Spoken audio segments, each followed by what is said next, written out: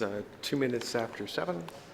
We are in council chambers for Special General Committee 2017 operating budget as Councillor Thompson hobbles to his seat.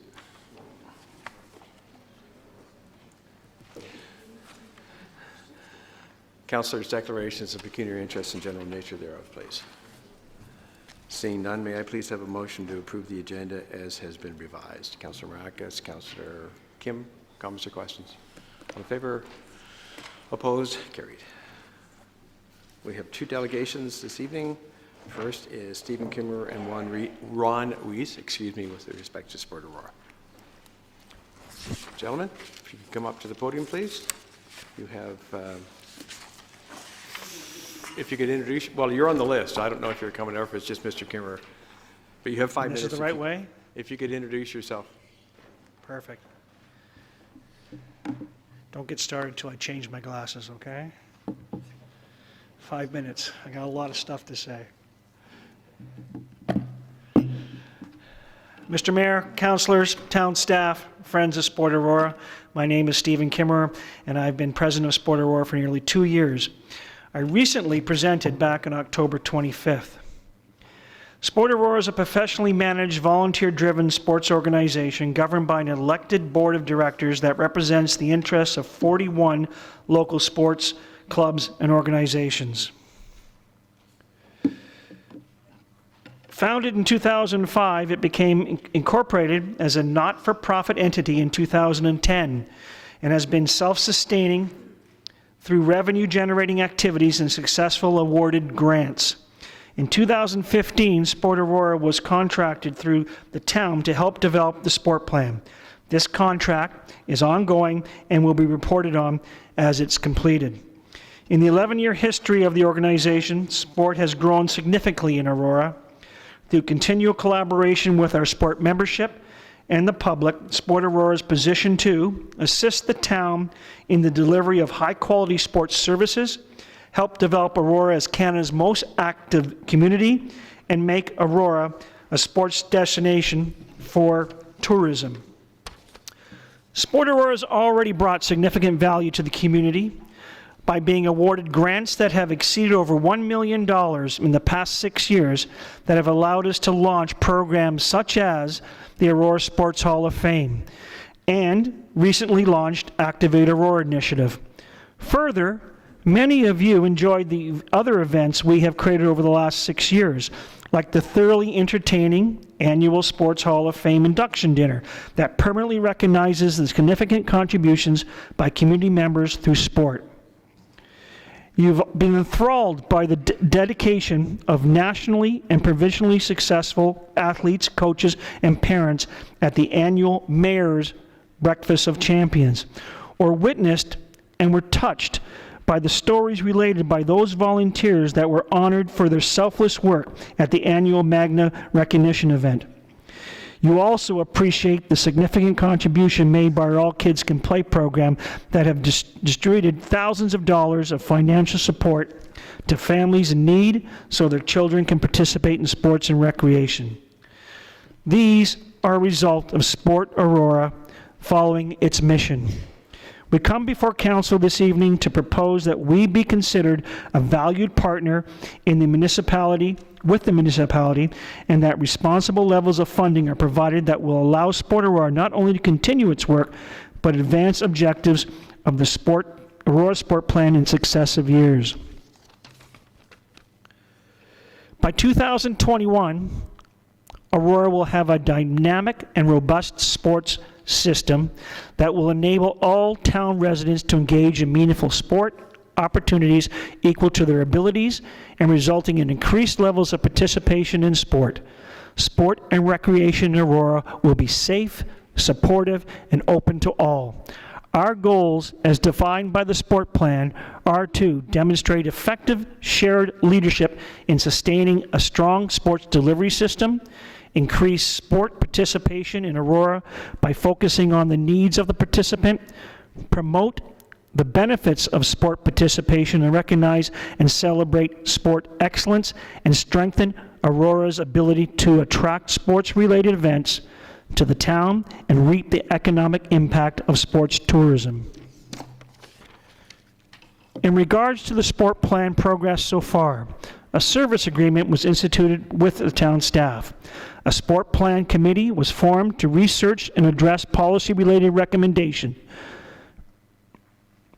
These recommendations are being prepared, reviewed, and will be reported on in the following areas: appointing Sport Aurora as the local sports council, the production of a 3-year budget projections, the creation of grant program opportunities, instituting a volunteer development strategy, developing performance metrics for the sports delivery and defining trends, produce training for cultural diversity, facilitating an environmental scan for delivery of programs for persons with disabilities, develop sports access policies, and build an Aurora sports tourism strategy.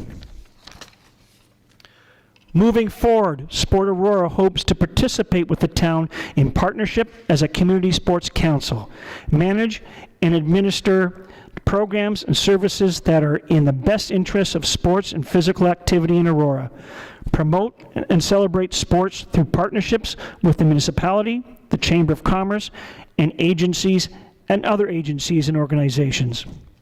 Continue to explore and develop additional revenue to offset the costs of future directions. In summary, the last 11 years has solidified Sport Aurora's presence in our local community. We have continued to deliver quality programs, support town initiatives, and have brought millions of dollars of value to our community through revenue generation, successful grants, and volunteer contribution. Sport Aurora continues as a not-for-profit, volunteer-governed, professionally managed, inclusive body representing over 40 sports organizations. We also represent the thousands of citizens in our community that we service through our sports membership, with high-quality programs that meet the needs of every citizen regardless of age, gender, or ability. On behalf of the Board of Sport Aurora, we thank you for your ongoing support, and we ask that financial support is provided for us continuing as of April 1st, 2017. Our detailed budget is provided in the package submitted for your consideration. Thank you. Thank you, Mr. Kimmer. May I first have a motion to receive Mr. Kimmer's delegation? Councillor Thompson, Councillor Maracas. Comments or questions for Mr. Kimmer? I should have done that 12 times. Jeez. Nobody? Oh, sorry. Thank you very much, Stephen, for coming. Just to be clear, are you asking for funds to be provided after April 1st or for the whole year? We're starting in April 1st because we already are in a contract with the town that goes till March 30th, all right? After that, we are looking for funding for the next 3 years, all right? Thank you for that. And I guess Mayor Dodd, will we be dealing that with under the options section when we get to it? We could receive and refer this to the options section. Then I'd make that recommendation. Councillor Maracas, second. Comments or questions on that? We'll just change that motion. All in favor then? Opposed? That is carried. Are there any other questions for Mr. Kimmer at this point? Okay. Councillor Abel. Thank you, Mr. Mayor. And I thank you very much for stepping forward. And I just wanted to recognize some of our Hall of Famers that are sitting in the gallery here with you, and appreciate everyone being here tonight. So thanks very much. Thank you, Councillor. Councillor Humphries? We're a little Thank backwards you, here. Mr. Mayor. I'm sorry. My apologies. I was late, and I know I missed your presentation, but I'm aware of all the great work that Sport Aurora does for our community, and I'm extremely proud of all the significant work done by your organization, and I'm looking forward to supporting moving forward. I think it's very critical. I think you guys have moved mountains over the last couple of years more than ever, so I'm grateful for you guys, and thank you for working with the town. Thank you very much. Appreciate it. We already had the vote, so thank you very much, Mr. Kimmer. Appreciate you coming out. Oh, Councillor Tom? Thank you. Sorry. We already, Councillor Tom? Anything else? Oh, go on. Thank you, Mayor Dodd, and thanks, Steve, for coming out. Just had a question. I know you talked a little bit about how you're going to be providing a full report in terms of, I guess, what we call KPIs, key performance indicators, as to the delivery of the sport plan from our funding from last spring. Yep. But obviously, we're making the funding decision now. So do you have any indication as to how effective you guys have been in delivering the sport plan thus far, or any sort of KPIs that you can tell council while we're making this decision? Well, I think we've been pretty good because on the October 25th, I gave you a list.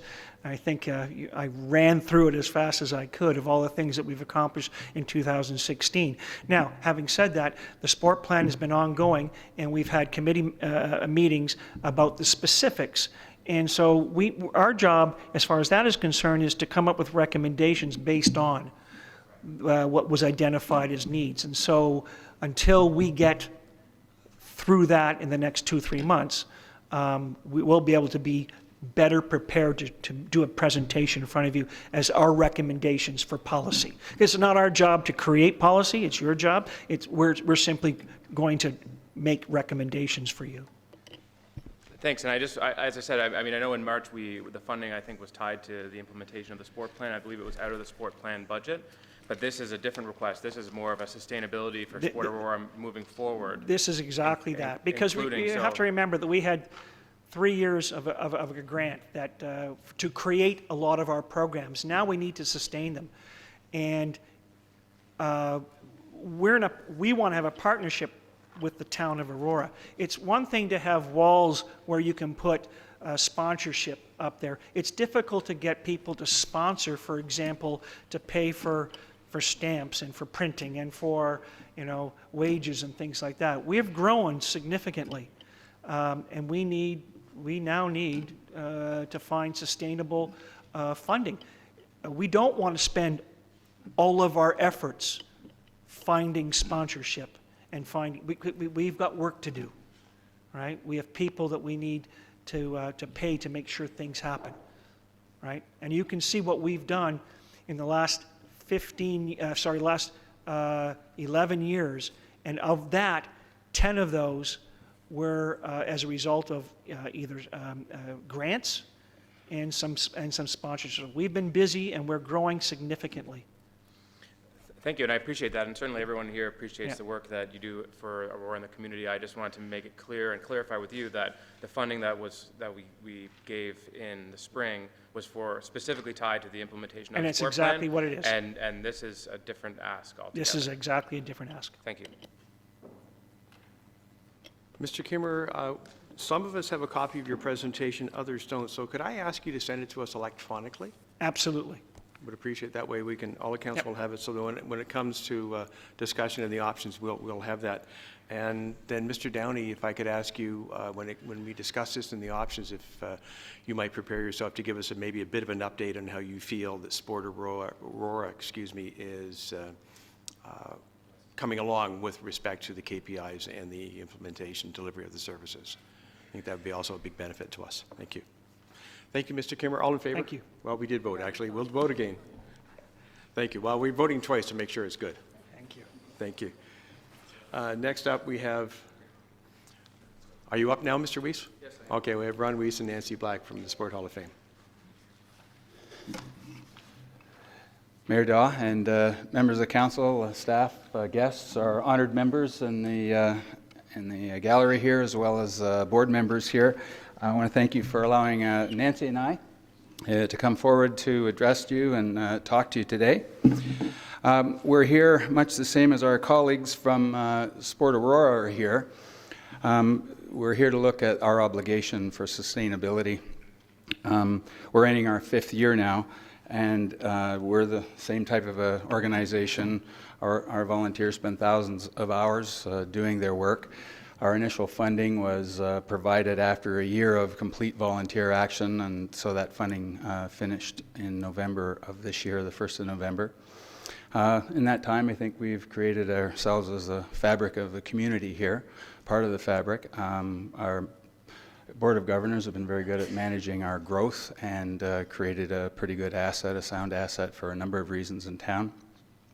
And we've been successful, succeeding all of our deliverables, and we're committed to thriving post our funding. So we have a strategic plan, but in order to achieve our goals over the next 3 to 5 years, we need to have some constant and sustainable funding for ourselves.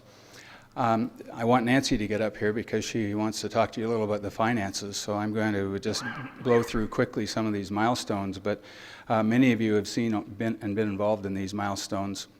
our founding, when we were first founded, our first Hall of Fame, the establishment of the Hall of Fame here in this building on the 3rd floor.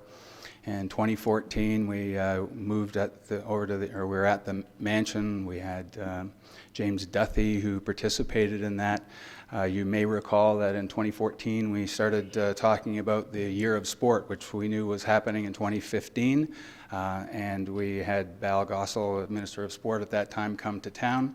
We were named as a Sport Organization of the Year that year. We then moved over to the St. Andrews College.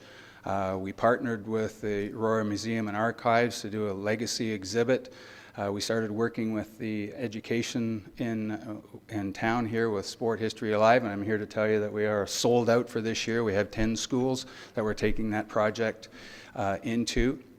And then last year, which is in recent history, most of you will recognize the great grand opening that you were a part of as our partner. And really what we're looking at here is to start looking at an extension of that partnership so that we can continue to move forward with the good work that we've done. So I'm going to introduce Nancy here because she wants to talk about fiscal responsibility and our management. And so Nancy, please take over. Just to be clear, it wasn't that I wanted to talk to you about our financial situation. I believe I am obligated to. And I will just back things up a little bit to say that that budget was shared with you, I think, last week. The bottom line that we're going to talk to you about, and when I go through my presentation, would be that those primarily 2017. I would like to leave 2018 and 2019 off the discussion a little bit for future discussion. Speaking of future discussion, what we're doing, our goals, what will happen, we're going to continue to do the great work that we have done, things like the communication, the dinner, the induction process, our education programs. We will, as was mentioned by Ron, be a professionally managed, volunteer-driven organization. Moreover, we will grow the hall with outreach services such as Sport History Alive and the expansion of the Aurora Sports Hall of Fame, both of which are designed to inspire youth, support the local sport, and protect our culture. A lot of the work I'd like to do would also be done in association with Aurora Museum and Archives, if I can mention that. I also want to highlight that we'd like to lead. Other municipalities are paying attention, have noticed what we're doing and wondering, how is it that you're doing those wonderful things up there in Aurora? On top of that, we actually are poised to be the leaders for a provincial template for sport heritage in Ontario. That's us in Aurora. Also on there, we're going to partner with stakeholders. We believe that those partnerships are invaluable to leverage our work, attract more sponsors, build revenue streams. I have 30 seconds. I will jump ahead to our partnership proposal. Perhaps just go to the graphic that's there showing. Jeff, can we, No. go ahead, you've got more You time. asked me to, I just was going to say, I know, I will wrap up quickly because I am enthusiastic, you know, and I do feel I have so much more to tell you, but we'll just look at the picture. I think that says it all. It is a win-win situation. In this instance, when we're talking about being a partner, you'd provide the funding, we would take that funding and work it exponentially with our volunteer hours, don't forget, and how we would leverage that out. And that doing is, when we mention here our maintain our service levels and grow them responsibly, that's what we want to get to when we mention the actual, I'm going to go back to the original slide with the fiscal management. What you see there is the 46% request for the $50,000, or sorry, the 46,000, the 46% request indicates that we need funding at that, sorry, I'm going to get myself back together again. The $50,000 represents only 46% of our needed finances for 2017. The reason we mentioned 2018 and 19 being left aside a little bit would be because we plan to reduce that percentage. 46%, I understand, is fairly reasonable, although it is our plan to work with you to get that actual number down. And I'll proceed ahead to the summary. And thank you for the extra time. The thing is, you know, we're doing good things. It's a really good time now for the Hall of Fame and for the town of Aurora with regards to sport heritage in the Hall of Fame. We probably are one of the best halls of fame in the province, if not the country, and how amazing is that for Aurora? No municipal hall of fame survives without some form of funding, nor should it, and in that way we do need each other. The hall is a community asset for everybody to enjoy. It's a source of pride and attracts attention through tourism. Our partnership proposal, we believe, represents fair and mutual benefits to both parties. And finally, we believe the town is in the right partner and encourage consideration of this partnership. Thank you. Thank you very much. Again, I receive and refer, I think, to the options section. Councillor Humphries, thank you. Councillor Perry, second. Comments or questions for Ms. Black on her presentation? It's kind of a motley crew of athletes up there on the screen, isn't it? Councillor Humphries, Councillor Tom. Mr. Mayor, thank you so much. You did a great job as always. And again, one of the most one of the highlights of the year, opening the Aurora Express, reopening of it at the SARC, which I think is fantastic. Just a quick question, two things. Are you planning to get the front done? And secondly, a sign. Have you thought about that as well? The sign would be sooner than the first question, so to answer your question, yes, we are planning. We would love for you to be on board those plans, right? So to answer the first question, yes, and the other would be an absolute. The signage, once we've gone in there, we know that we have to lead people into the hall, but we'd also like to bring the hall to the front of the building, so it is all a hall. We wouldn't need a sign to lead them back if it is at the front as well. Just Great, saying. thank you. Councillor Tom. Thank you, Mayor Dora. Mayor Daw. Geez, I'm losing it too. And thanks, Nancy, for coming out. But my question is with respect to the artifact collections, displays, and curation. So just want to know if you could expand a little bit more on the needs of the hall in terms of, you know, like for instance, you have a cost there of $20,000 or roughly $20,000. Do you have to, like, do you farm that out to a company that does that, or does our So if right you could just now, explain that cost to me a little bit more. $20,000 budget represents two things: 10% in capital costs, the actual cost of redoing elements that are in the hall right now, expanding them, adding some things, rotating the displays, and including particularly the 2016, which would be the 2017 induction wall. So hard costs, 10% of curatorial services, and those we contract out. So in that current format, and I thank you for asking that question. In that current format, we would hire a person to do it at the cost of about $10,000 for the year. Should we negotiate a service agreement whereby you are able to provide some services by your curator, we would like to get out of the curation business altogether. We would like that line item to be zero in subsequent years, whereby we are working together and saying we don't both need to have curators. You have a wonderful museum with a curator who would be all too happy to work on this project. Thanks very much. I like that picture too. It's very cute. Any other comments or questions? I was under great pressure to put hockey down by the Tigers. Great pressure. Football, yeah. That's fun. All in favor of receipt and refer to options? Contrary, that's carried. Thank you very much, Nancy. Thank you. And we won't be doing the options section until tomorrow. We will now have the open up for public consultation. We certainly would appreciate anyone who would like to come up and give us some suggestions.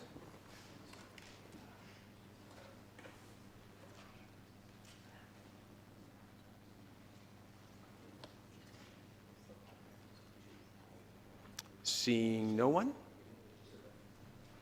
we'll move on to our items for discussion. I will start by asking if Mr. Elliott could give us just a brief update on where we have been, where we sit. Mr. Elliott, please.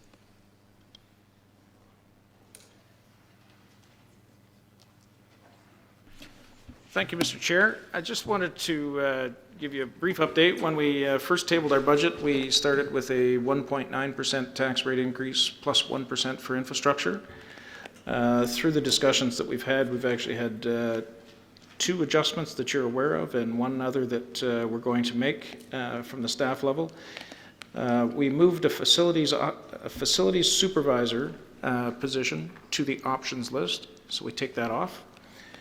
We increased the council administration conference budget up to $20,000. And we recently became aware that a run for South Lake will be taking place in Newmarket. And so there will not be any requirement for the internal costs of $7,500. And so we've removed those from the budget. And so that leaves us, the last two are very minor, leaves us at 1.8 plus 1 for infrastructure. Thank you, Mr. Elliott. Have you any update on any information received via the email account? We have received no further, no email communication on budget. Thank you. In that case, Council, we will go to the Parks and Rec budget, which is tab 6. Page 6-13. And if I could ask Mr. Downey to give us a brief overview. Certainly. Is it okay from here, Mr. Mayor, or would you rather have me at the podium? I'm sorry? Would you rather have me at the podium, or is it okay? No, there is fine, Mr. Downey. Thank you, Mr. Thank you. Thank you. I'm going to turn that down a little bit. I'm trying to talk as soft as I can, but it ain't easy.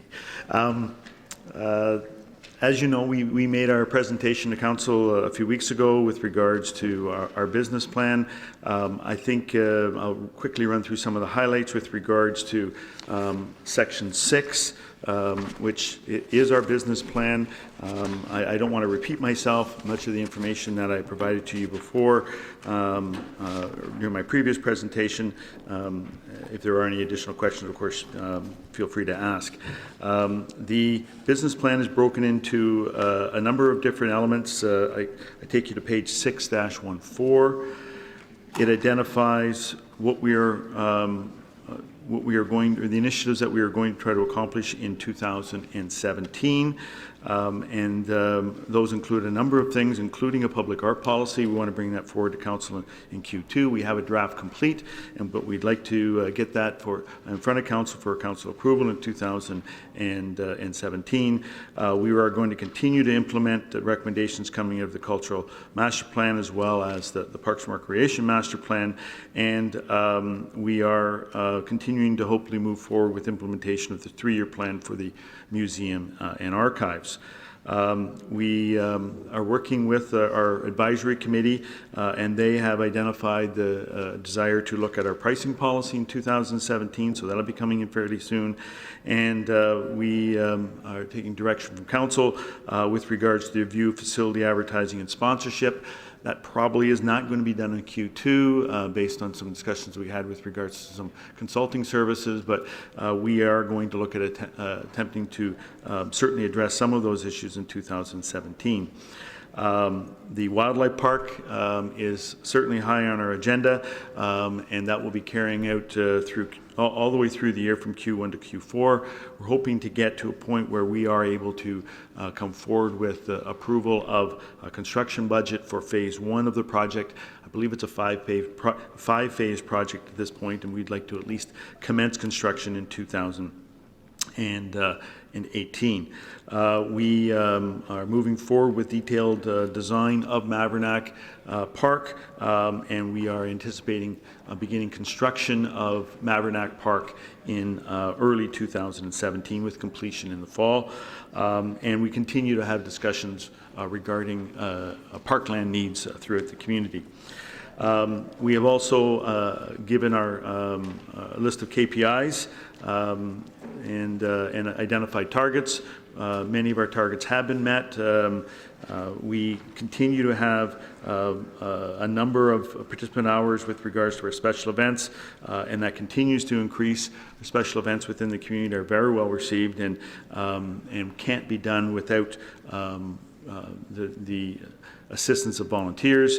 We also, our programs continue to grow, and certainly from a business perspective, we are looking at two things with regards to fitness or Club Aurora, and that is retaining the existing members that we already have and getting those members more financially engaged into Club Aurora. The next part on 615 is, of course, the departmental organizational chart, and we are presently sitting at 49.5 full-time staff, and we have 2 additional requests in this budget. we have almost that same equivalent in full-time equivalents with regards to part-time staff throughout the year. Moving to 617, which identifies the budget in one sheet. I think it's all in one sheet. Yeah, all in one sheet. You can see the majority of variance within the budget is on personnel costs between the 2016 and 2017 budget with $392,000. 146 or a little over 146,000 of that is our new asks, our new staff requests, and there will be a carryover of or annualization of $55,666 into the 2018 budget. The rest of the budget is fairly closely aligned to what our requests were in 2016. As part of the 2016 or preparation of the 2017 budget, but in 2016, the Parks and Recreation and Cultural Services Department were asked to come forward to the Finance Advisory Committee, FAC. We came to, I think, 4 different meetings and went through each line item within the budget in detail. Several questions were asked. We were asked to make presentation on certain items that were of interest to the Finance and Advisory Committee, and from that, a number of issues were identified within the budget, and we reflected those in our budget process. One of the important aspects of that is at the bottom of page 617. Below the net core operating budget is development and other miscellaneous activities. This is where we place funds in and out of our reserves, and quite often those numbers were skewing some of the ongoing budget numbers. If you were trying to relate 14 to 15 or 13 to 14 to 15, it was difficult to do because depending on how fast development was occurring, we may be bringing in more reserves in that particular year than another. So so they were throwing off some of those numbers that we were trying to at least get some consistency to. So we've now excluded those, and we place whatever finances there are into reserves, and then we draw from those reserves on an ongoing basis. And it's much easier now to compare each year's budget to the next. The next is our breakdown of services, and we've identified our programming and registration, fitness, cultural and special events, our financial bookings and advertising, and parks maintenance. You also see on an ongoing basis what we have projected as percentage increases for the department to year 2020. You'll see an increase. We are generally find that we are at the later end of the curve of development. As development occurs, certainly all the fees come in, but then as we start building out that development and we start bringing in more parks and we bring in more trails and we bring in more centers, that's when those costs, as those residents come in, start increasing, and that's why you'll see some of these increased costs are related to development or certainly program pressures that we are facing with increased population. Moving to 620. 620 is kind of a snapshot of what's going on within the department. The first element is what we call right sizing. That certainly came through discussions we had with the Finance Advisory Committee. There were a number of elements that we had identified that were historically underfunded within the department, and we have made adjustments to, better lack of word, right size those budget lines and ensure that they don't run in a deficit from this point forward. We, for several years, have been running a deficit for no other reason than we were spending more money than we had budgeted for it, but there were certain reasons for that. For instance, we would have contract staff, and we would be paying for more contract staff than we had budgeted, but we'd be bringing in additional revenue for those contracts. So that our programs, there's only 4% of our programs that actually run below break even. And so if we had a program that we were going to see an investment in, and that means that we were going to receive more funding than we were certainly expending, then certainly we wanted to run that program, but we had to engage those service contracts in order to make that happen.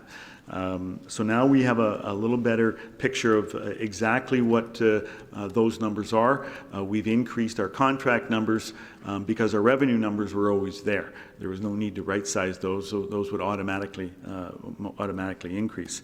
You'll also see that there is a new ask here for a crew leader, a part-time uplift from full-time. We have a part-time staff person for cultural services. It's a student that we would like to engage in order to help us with the collection.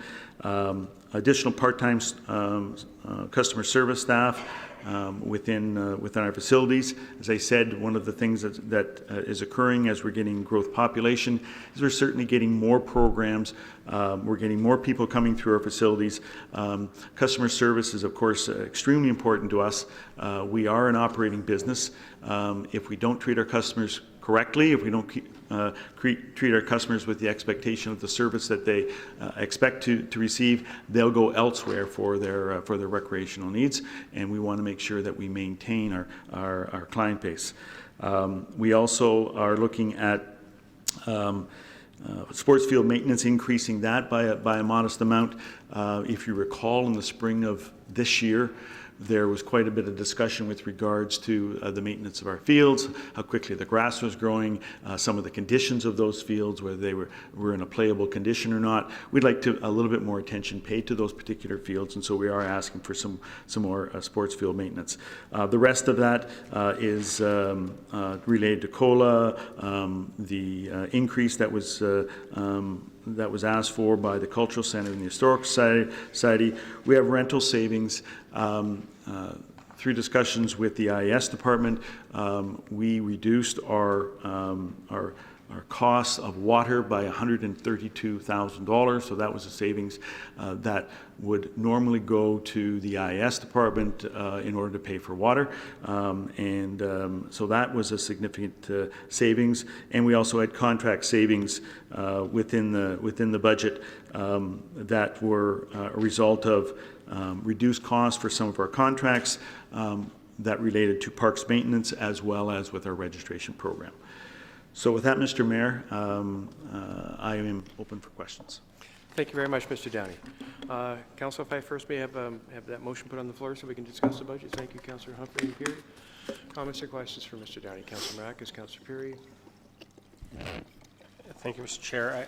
I do have a couple of questions, but also I guess at this point I wouldn't mind throwing out that I'd like to see the part-time customer service rep go to the options Put that section. Is that an amendment? Yes. Okay, which, sorry, could you The please? part-time customer service representative position. It's on 625. Thank you. So is there a second for that, please? Councillor Peary, thank you. Comments or questions on moving the part-time customer service to the options section? That which is tomorrow. Councillor Humphreys? Thank you, Mr. Mayor. Just a quick question. The impact of that to the department, if I could just understand, I know we talked about it a lot, Mr. Downey, I don't want to ask you to repeat it again, but I'm very much a customer-focused, oriented individual. I want to make sure, from my perspective, your department, outside of garbage collection and roads, is people that, our residents see and feel how they're being treated, and it's very important that they get the service that they're looking for. I'd like to understand, just with the population growth, what that means to your department, and what the impact would be if you don't get it. I know you said risk, but can you sort of summarize what the impact is? I don't mind doing what Councillor Maracas has said. I just want to hear a little bit more about it before. Mr. Downey, please. Through you, Mr. Mayor, with regards to the need for this, it's totally customer focused, as is the department. One of the concerns with not addressing customer service until it becomes a problem is because quite often when it is identified as a problem, it's almost too late. I often tell staff that if you have your child in camp, give the parents good customer service. They then may be interested in entering into a program, and they may want to join Club Aurora, for instance, or they may find that their parents are interested in getting into something with the senior center, or some of our seniors programming. They tell their friends. A bad customer experience to us is not a loss of one customer, it's a loss of several customers, and word of mouth is extremely important for us. So that's one of the reasons we use a metric of retention of client base for our fitness staff. So we know that we're having some pressures right now with regards to making sure that we address the growing lineups of staff coming in, clients coming into the centers. We'd like to be able to address that. As I say, if we don't address them satisfactorily, they'll go somewhere else for the swim lessons. They'll go someplace else for the Zoom classes. They'll go someplace else for many of the programs that we offer. So we are trying to get ahead of the curve. We know that residents are moving in. We know our numbers are increasing. We know the number of contacts are increasing, which is why we put those metrics within that the business plan for the additional part-time staff. If we don't get them, we're afraid we're going to lose customers, or we're not going to have happy customers, both of which are not in the best interest, I believe, of the corporation as well as the department. So this is very much us trying to get ahead of the curve. Councillor Perry. Thank you, Mr. Mayor. Can I get, through you, Mr. Mayor, I just want the clerk to clarify the motion. Yeah, I think me too. Yeah. 100%. I was going to call point of order, but I just want to clarify through you, Mr. Mayor, to Madam Clerk, what the motion on the table is right now. Through you, Mr. Mayor, the motion is to move the customer service representative position to the options. So essentially, it's like taking it off of a consent agenda so that it can be discussed in full at another point in time?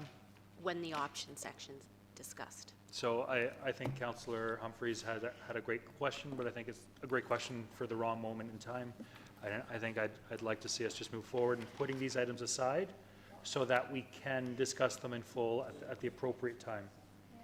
Councillor Humphreys? I agree with you there, but if we feel that the majority of us have merit to leave it there, then why discuss it later? Like, I see it two ways. If we feel enough of us feel like, yeah, let's move it over, because it's an option to me is not, it's almost like on the wish list, and we got to watch how that bottom line is. So if I feel strong enough that I don't want to move it there, then that's good. But if everyone else wants to, then that's fine. That's why, is that appropriate? I mean, am I getting that right? Because right now it's on the consent agenda. If we're taking it off, that means we're wondering about it. Is it really necessary? And if we put it there, we'll have lots of discussion on it. But I just, off the bat, if I think no, then I'd rather just make that known, right? Okay. Councillor Gartner. Thank you, Mr. Mayor. I'm around the rec centers pretty often, and I have seen, especially at the SARC, one staff member on the desk and lines, often many people waiting. And I think Mr. Downey's right on this one, and I also think it's very hard for the staff to deal with that pressure. I am opposed to the motion. If there's no other comment on the amendment, Councillor Marquez's amendment, all in favor of the amendment? Contrary? The amendment's carried. So it's referred to the, okay, back to Councillor Marquez. I had you speaking.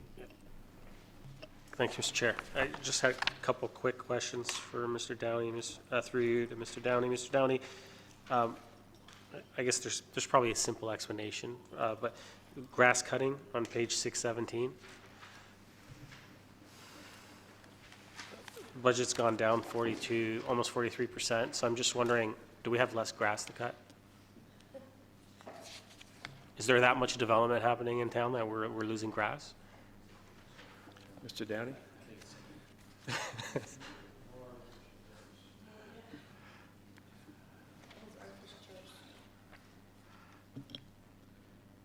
That's within, I'm sorry, that's within contracts. So we actually have a contract grass cutter. We got a pretty decent price. So we had that reflected in the budget. Okay, that's great to hear. And then also a little bit down further, the printing and the advertising through you, Mr. Chair, it's gone up. And so I'm just wondering, are we going to be doing more advertising for certain things?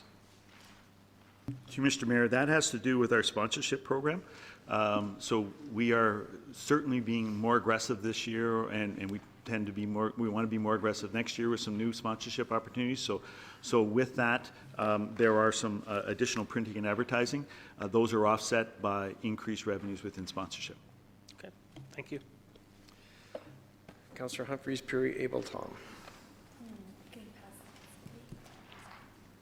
Councillor Perry. Thank you, Mr. Mayor. Through you to, this is my first day here, and I thank everyone for holding the fort down without me. Through you, Mr. Mayor, to Mr. Nadarozny. Doug, the full-time equivalent sheet that we have in front of us, it says that for many of these positions that we're adding, that there is no impact to a full-time equivalent. I would presume that if we're adding a part-time position that represents 20 hours a week, that would be considered as half of a full-time equivalent. But I'm seeing on multiple of these pages that there is nil impact. I don't need to see the changes reflected right here. However, in future years, I think it might make sense just to see everything on the whole. So that is one quick comment on everything else. Through you to Mr. Downey, Mr. Mayor. Mr. Downey, the position on page 624, the summer student, is that going to be a program that is ongoing year over year, or is this just for 2017? Through you, Mr. Mayor, this is, we'd like to do it year after year, but we need to apply for it year after year. We're looking at matching federal funding here. So if we get it, then that's great. If we don't, we have funding here available to us, and we would have to then ask for it again next year. Thank you, Mr. Downey. I'm familiar with the program. It's a great program, so hopefully we continue to get the funding year over year. Thank you.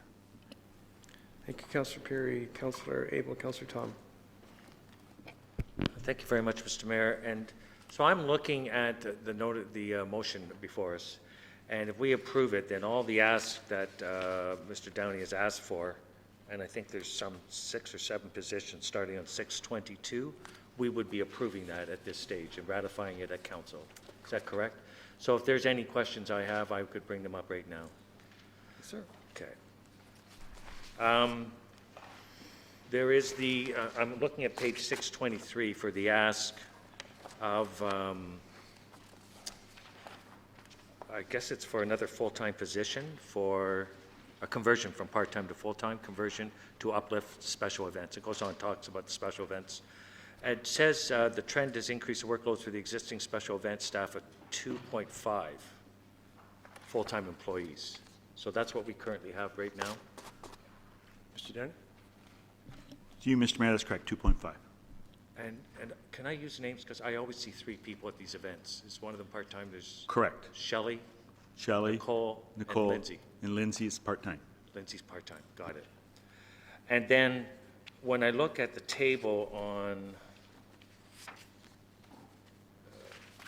this is just so big and confusing. Here it is, on 617. You have special events. You have, these are expenses or cost. The overall department costs and revenues are as follows. Okay. So for special events, which is under contract special events, 130, these are in hundreds of thousands of dollars. Mr. Mayor, through you. I'm on page 617, Parks and Recreation and Cultural Service Department. we're given a number of 130.8. Is that 130,000? Through you, Mr. Mayor, that's correct, yes, it is. Okay. I just don't see that put on the table, so I just want to be sure what I'm talking about. So is that the cost, through you, Mr. Mayor, of the special events? Through you, Mr. Mayor, no, the actual cost of special events budgeted is about $68,000. So you have to include revenue, you have to include offsetting revenues when dealing with contracts. All right. So, Mr. Mayor, we were just given a fairly lengthy added information item memorandum from the Director of Parks, Recreation, and Services, and it's some 13 pages. And really, I haven't had a moment to look at it. It's quite, to me, there's a lot of moving parts to it. I was just trying to get an idea to support the ask from the director for a part-time to a full-time equivalent. I often like to see what the metrics are and how to justify that. And I haven't had the opportunity to look at these figures, so if I could, I'd like to have a motion that we could put this off until tomorrow and then have a look at, well, I get a chance and council members get it. Specifically, put what off? Not put off, I would recommend Defer. put it on the options as Councilor Maracas had done. Your special events position? That's correct. That's Page 622, no, 623. 623, which is a part-time to full-time conversion. Yeah. Okay. Second for that, please. Councillor Tom? So to move this position to the options, which is up for discussion tomorrow. Calling the vote, then all in favor of that? Contrary? That is carried. Councillor Abel, anything else? Mr. Mayor, I am the conversion on 624 for the part-time museum position, based on what I've heard from our partners, I am in full support of that, and I would like to see that one move forward. I am in support of the customer service representative as for the same reasons that Councillor Gartner had mentioned, because it is frontline, and there's a number of us that attend the fitness areas of both the SARC and the ALC, and they're Well, busy. we'll be discussing that tomorrow night. Oh, that one is going for tomorrow? Yep. Okay, then I won't make any further comment on that. The operation crew leader, I'm in favor of. I will support that. Thank you, Mr. Mayor. Thank you. Councillor Tom, Councillor Humphreys, Councillor Kim. Thank you, Mayor Daw, and I know we just moved it forward, but I guess, I mean, I'd rather ask it now, and then if they need to go back, I don't know. My ask is about the, what Councillor Abel and I what we just voted on to move till the options, which is the special events, part-time to full-time. The reason I want to ask now is that one of the rationales is that there's a multicultural festival that was last year at the first run, and then we're looking at it moving forward for yearly, but it is in the option. So let's, if the multicultural festival doesn't move forward, do you need to go from part-time to full-time still? This is better for tomorrow night, but Mr. Okay, Downey- well, that's fine. Well, I no, just I'm sure want he's got to sit a on it quick for a answer. night and think about it. I'm sure he's got a quick answer. And I do. And if you look in the first paragraph on page 623, as part of the corporate restructuring, we received all corporate special events. So there were staff attached to those events. They did not come with the department. So we are looking at an uplift in order to support those additional events. We had one going on this weekend, which was the Children's Christmas Party. So we're also going to be picking up the Community Service Awards. So those take staff resources, as you can appreciate, and that was one of the reasons we were looking at that. It wasn't tied to whether we do or we don't do the multicultural festival. It has that's part of it. Don't get me wrong, but the main portion of that was we, as part of the corporate restructuring, picked up some additional responsibilities, and so we're asking for some additional staff to support that. Thank you. And so I guess my question is somewhat answered, but so regardless of whether we move forward or not with the multicultural festival, you would have still come forward and asked for this part-time to full-time conversion. Thank you. Councillor, Thank okay. you. Apologies. I know we're trying to move quickly here. But, and forgive me, like as Councillor Abel mentioned, we do get a lot of stuff thrown at us at budget, and I feel like, especially when we ask for stuff and then it gets emailed to us or it comes forward as an additional item, I mean, there's a lot thrown at us. I remember in our discussions, looking at your KPIs on 615, I was asking about, you have a KPI of revenue per fitness member. And that's a gross number. I just wanted to know if we could get that netted. So, I don't know if the town does it this way, but typically, you have operating costs and you have, your revenues. And so if the cost to run the Club Aurora, the fitness, is $100 per person and we're getting $180 in revenue, that's great. We're netting $80 per person. But if it's $250, you know what I mean? So I guess for a KPI to be relevant for me, it has to be a net number. So it has to be net up expenses. So, I mean, I guess it doesn't really matter now because this is on the table to be approved, but I did ask about it the last time, and I don't know if I did get it. If I missed it, I apologize. So, Mr. Downey? Through Mr. Mayor, we're happy to provide that. The main reason we put down that as a KPI was not to determine the success of the fitness or Club Aurora from a financial perspective. You can look at that. You can look at the revenues, you can look at the expenditures, you can figure out for yourself whether or not it's making money or it's losing money. What we were concerned about from a business perspective is, are the members who are there happy and are they staying? And secondly, are they financially engaged in Club Aurora, and that are they continuing to take out a 1-month membership, or are they actually moving to full membership, and are they looking at added items on top of that? So how invested are they into the club? And so that's why we use gross numbers. We want to know how invested they are in the club and not whether or not we're making money on them necessarily, because that's easily done if you just simply take the revenue cost from Club Fitness and you take the expenditures. You can come very quickly to that number. thank you, Mr. Downey. I guess my challenge is if I'm looking at the balance sheet on 617, it'd be one thing if you have, I see fitness program revenues, I see aquatics program revenues, youth program revenues, but on the expense side, I don't see this corresponding expense.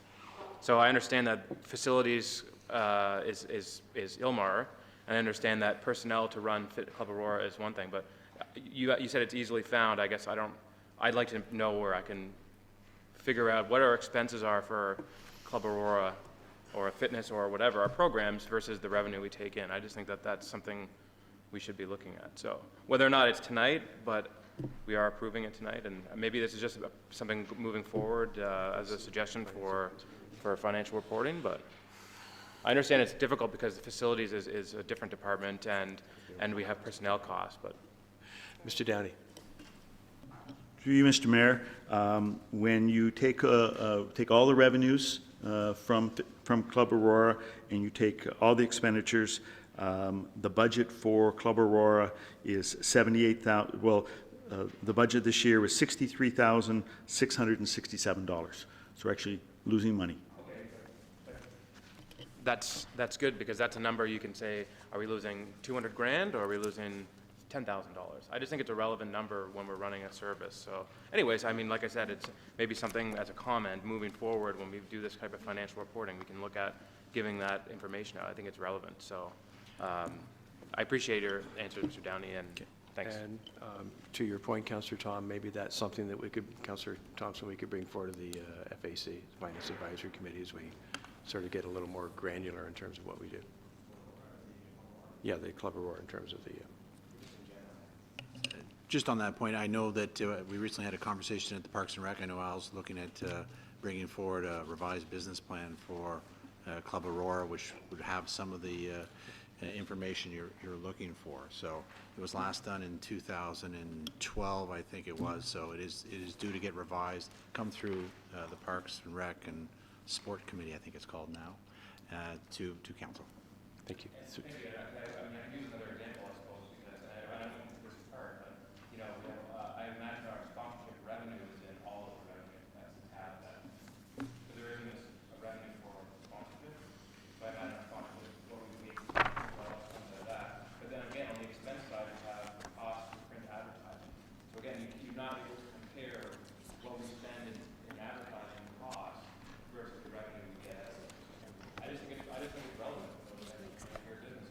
Councillor Tom, your mic. Sorry. Should I start over? I just said, there's other examples where we have, like I said, with advertising, there's an expense for printing and stuff.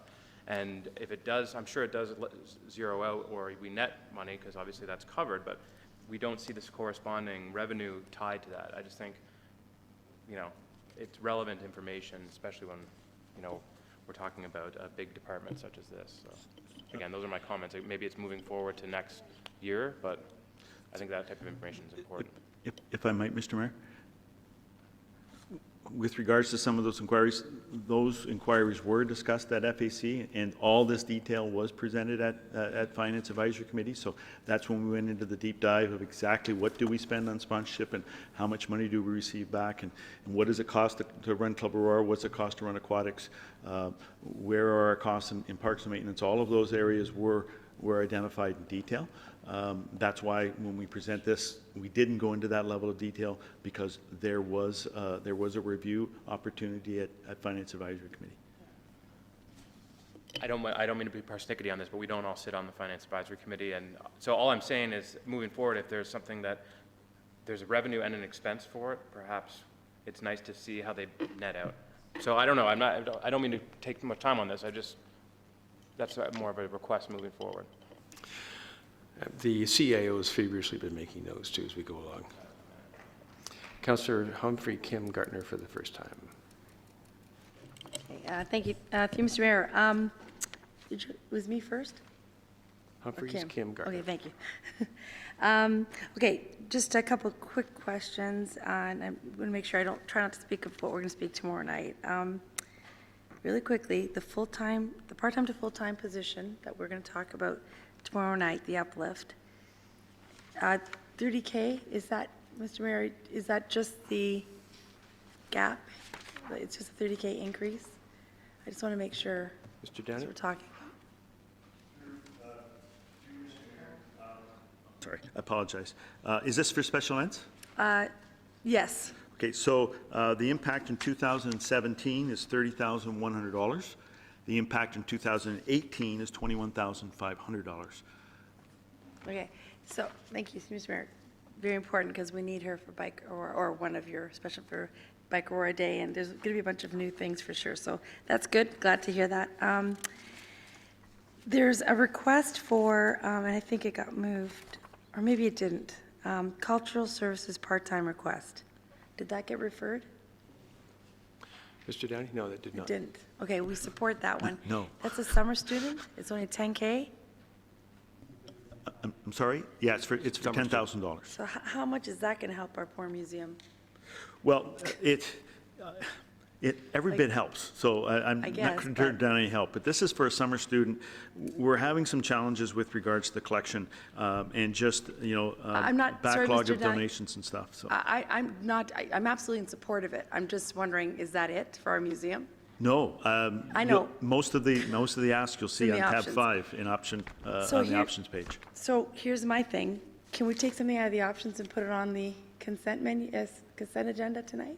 Can we do I'm the sorry? opposite? Can I put them, I can't because of the bottom line. I'm sorry, what do you want to do? Well, there's an option list, right? Yeah, we're doing the options tomorrow. But we're moving things that are on the consent agenda to the options, right? Can I flip one over? Is that allowed? Well, you put it on the floor, I guess. I think that the museum curator, in order for our museum to get off the ground and running, and I don't really want to talk about it, is the additional resource, the new position. And it says April to December, I guess is when you're planning to hire. So it's 58,000, and it's going to be a position of 128 moving forward. We need this. We've put it off for Okay, well, I'm years. going to, all right, before you talk to it, no, just put the amendment on the floor. Anybody interested? Well, you put it on, put it on the floor. I'll put it on the See if floor. we can second. Councillor Abel, seconding it. For me, we're like, if we're going to move off a bunch of things and, talk about options tomorrow night, this is one that I'm 100% behind it. And for me, it's the most important item on this options list above all else. And we put off our museum for several years, and it's time to put it back on the map. Sorry. I'm not really sure how you feel about this. Councillor Abel, Councillor Perry. To the amendment, please.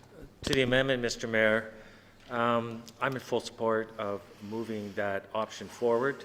And the reasons are because our curator has done just an amazing job by herself, not only on the museum, but she has now lent herself in partnering, like with the Sport Hall of Fame, and seems to be moving in a community and outreaching. So in my mind, that is indicative of our support in moving that forward.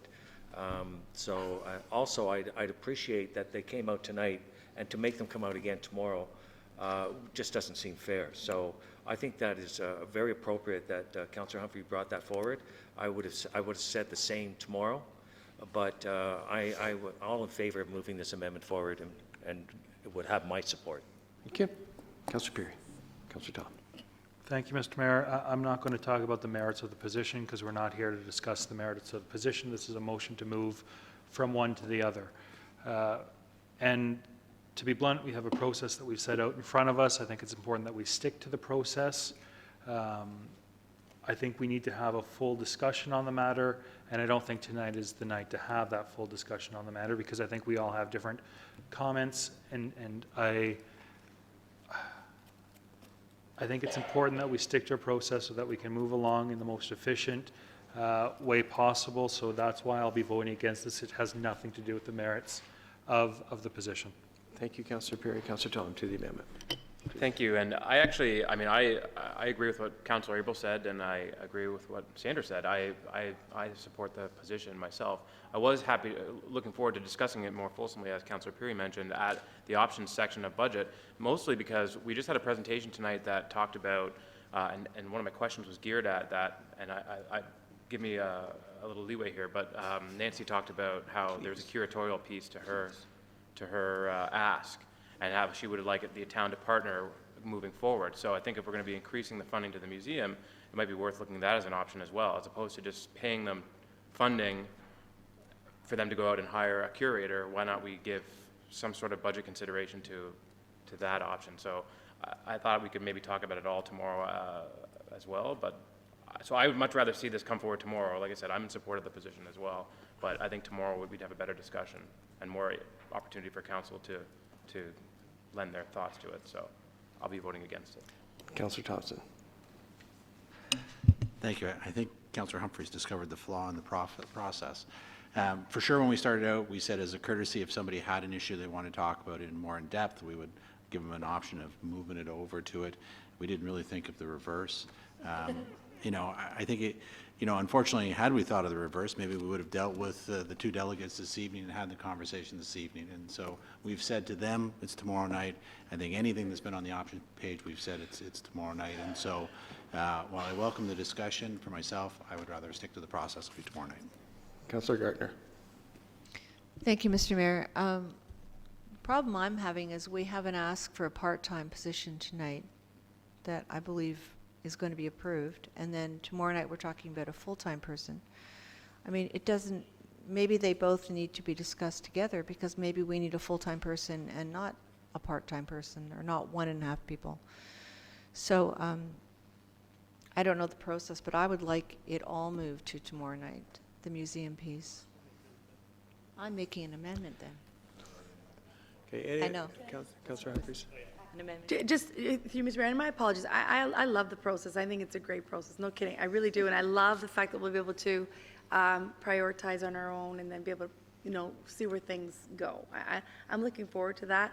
My concern is, you know, I'm afraid that, selfishly, I'm afraid of some of the things that are really important. I hope don't get so low on that options list that it's not going to be a consideration. That's my only worry. But you know what? I have time to defend that tomorrow night. You do. I just thought I'd bring it up. So, anyways. Okay, so I then I'm appreciate going to call the question on the amendment. On the whether first moving, amendment. whether we're moving that position forward to tonight.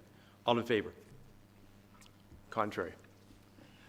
That fails. So we'll discuss that tomorrow night. Excuse me, Mr. Mayor, could I make another amendment then? Not yet, because it's not your turn, but we are coming to you. I thought I had the floor. Councillor, No? no, Councillor Humphrey still has the floor, actually, if you're done. Yeah, thank you, Mr. Mayor. I am almost done. I just have one quick one. No, I'm done. Okay. Sorry. Thank you. Councillor Kim Gardner-Thompson.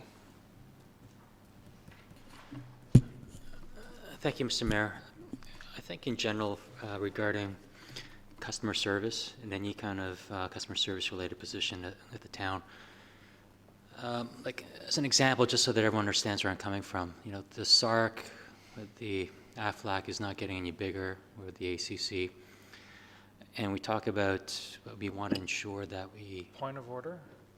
With regards to that position, we moved it as to an option to be dealt with tomorrow night, so maybe we could stick to the items that What specifically are you wishing to speak to? I was going Councillor to theorize and ramble, but it's okay. It's okay, I can ramble tomorrow. It's okay. You could theorize and ramble tomorrow on that one, do you? Okay, the other potential ramble is I think I'm, given that with my previous motion on the cultural partners review, which Mr. CAO is undertaking, which won't be complete until end of March of next year, you know, how that comes about could vastly change service delivery, the structure of the various cultural entities, and so I do have a couple of questions. So I'm not going to have any further comments on any of these new hirings or other budget increases until I have some conversation and dialogue with Mr. CAO tonight or tomorrow about how that could potentially play out. But that's it. Thank you, Councillor. Councillor Thompson. Oh, Councillor Gardner, pardon me, Councillor Thompson. Thank you, Mr. Mayor. I'm not going to make that amendment. On page 16, under budget highlights, through you, Mr. Mayor, to Mr. Downey. Mr. Downey, and maybe this was in the FAC committee or in FAC, the other expenditures are quite a bit lower for this year, which is great to see. And then they're going up next year. I know that's a huge category, but is there an explanation as to why it's turned out to be that much lower for 2016? Is there one explanation? Mr. Downey? Through you, Mr. Mayor, certainly one of those is the reduction in water by $132,000. Through you, Mr. Mayor, but it will be going. The other expenditures are going back up to the projected level. I'm hoping we'll keep saving on that water bill, which is great news. I'm sorry. So now I'm understanding what you're saying. Where you're seeing the reduction is in the 2016 projected year in actuals. Is that where you're Right. seeing 1 million? I Okay. am, yes. Fair Thank enough. you. So from year to year, they're not changing dramatically, budget-wise. Do you agree? In 2016 budget is $2,253,300. Right. In 2017, it's $2,259,000. 59,800. So it's $6,000 difference. So they're not moving dramatically. I can't answer immediately why it's looking at a lower for this year, but I can certainly report back That to would be council. great. But from budget to budget, it isn't moving No, dramatically. I thank you. On page 17, the community programs, the under contracts, the second line down. Mhm. It's the same kind of question. It came in quite a bit, the adjusted budget is quite a bit lower than the actual. Adjusted budget. Mr. Downey? No. Through you, that is, I'll actually take you to page 620. 620? 620. The first element on that is right-sizing with the operating budget. 145,000 of that 390 is attributed to community programs. We are historically underfunded in that particular area, which is the reason I wanted to talk about it during my opening remarks, to bring your attention to that. And we have now right-sized that budget. Thank you. And I note that everything, the special events, et cetera, came in quite a bit lower, which is great news. Following down on that chart. With respect to the revenues, the fitness program revenues, the fitness programs are so busy, and yet the revenue for 2016 was lower than expected. And again, it's going up to a higher level in 2017. Can you just speak to that? Certainly, Mr. Mayor. Two reasons. First of all, we have been somewhat historically overestimating those revenues, and so we are pulling back a little bit on those. However, and we did suffer with the closure of the facility in 2016. However, our rebound has been greater than when we closed in 2013. So we do anticipate increased revenues for 2017 that are getting closer to what are historically budgeting. But we were not bringing in what we had historically budgeted for revenues over the years. And we needed to make sure that we, once again, using that word, right-size those revenues to the appropriate level. But we feel confident that the trends that we are seeing in Club Aurora right now will see us bringing in additional revenues. Because I won't argue with you, the classes are pretty full. Thank you, and I hear we're using the loft for some of the classes. We're not. Okay, another discussion. Okay, it was discussed, I think, in committee, but with respect to overtime, how are we doing with that? It's always been a problem. Mr. Downey? Most of that is related to parks, overtime. We do have overtime in our special events as well, but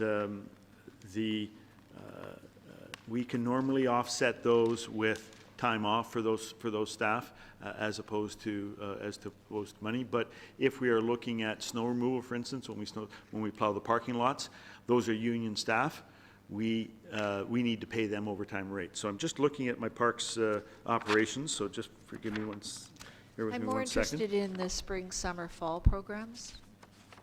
I'm sorry? I'm more interested in the spring, summer, fall the overtime. recreation programs? No, in the perhaps maintenance part. Yeah, so that's exactly, I agree. So looking at that, just want to go to my parks operations, so forgive me one second.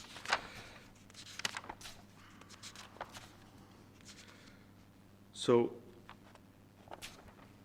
overtime in parks operations this year we're looking at about $81,570, and that's almost entirely attributed to, well, it's attributed to a few things. First of all, it's attributed to snow, but it's also associated with our special events. They are support staff for our special events, and it is, of course, related to turf maintenance. This spring, for instance, we worked 7 days a week cutting grass in order to try to maintain our service levels. So much of that in the weekends was overtime. Thank you, and if memory serves, that's quite a bit, that's come down a lot. We've had much higher overtime costs in past years, so congratulations. Councillor Thompson. Thank you, Mayor Dodd. Just a couple quick comments. One, I know we've moved the customer service position to tomorrow night, but I guess in preparation tomorrow night, one of the questions I would like to ask really is, you know, through the, I guess the business support services division within your department, they do a lot of customer services, facilities bookings and so forth. But at the same time, we also have a customer service division within the town as well. And so I guess for tomorrow night's discussion, whether there's any thought for job sharing between the two departments to to address some of those personnel questions. So that was just the one comment. I just wanted to give you a little heads up. I guess the second one really just stems from Councillor Tom's comment, and I think it's a very good one about, you know, identifying services and looking at what the net impact is. There's a small chart on 618 that speaks to it, but you know, we did talk a little bit about it at the FAC meeting. The challenge, of course, is how deep do you dive into it? Because then you can start looking at facilities. You could look at the community center and the SARC and AFLC, and then say, okay, what's the cost to operate that versus the revenue that comes in? And you know, I think Mr. Downey's budget in general shows that for the most part we're providing a service. Not everything is revenue neutral, but you know, I think it is something to bring back to your comment to the FAC committee and figure out a better way to, I guess, convey that information to members of council about, you know, breaking it down. It's just a question of how deep do you dive. So I appreciate the comment. Thank you. For the second time, then we have Councillor Abel. Thank you, Mr. Mayor. I guess I got a couple of questions. One is we are measuring as a KPI participant hours. And I'm looking at 615. So for 2016, the target was 250,000. Are these participant hours? I think I asked you something similar through you, Mr. Mayor. Are those people at events, or what is that? Mr. Downey? So, through Mr. Mayor, this is actually a provincial stat that we are required to keep. So as we prepare our special events, I can't think of one right now that we wouldn't use volunteers or community groups or, in order to assist us. We estimate the number of hours that are associated with those special events and how many hours those groups are putting into that particular event. So that's how we capture that particular information.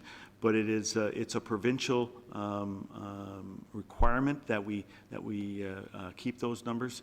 I don't know. You know, it's very much a lot of guesswork, quite frankly. If we have a service club come in and run the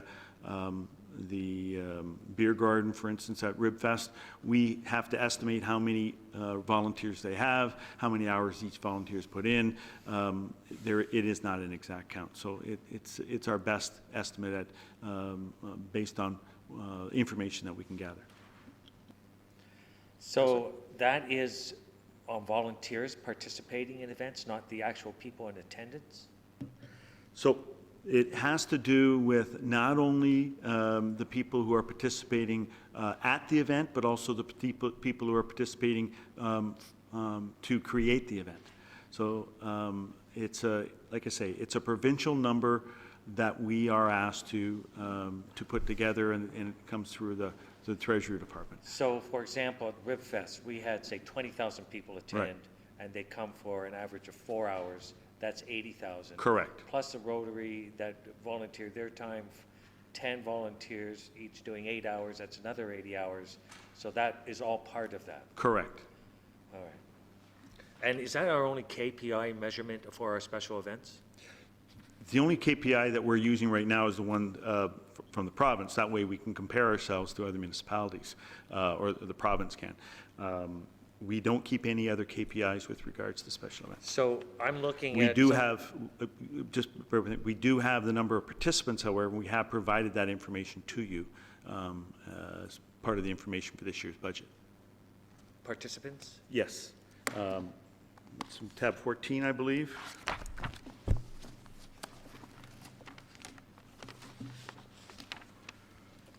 If you take a look on tab 14, when we provided this to you on November 14th, we believe the approximate number of participants at our special events this year was 152,250 people. Thank you.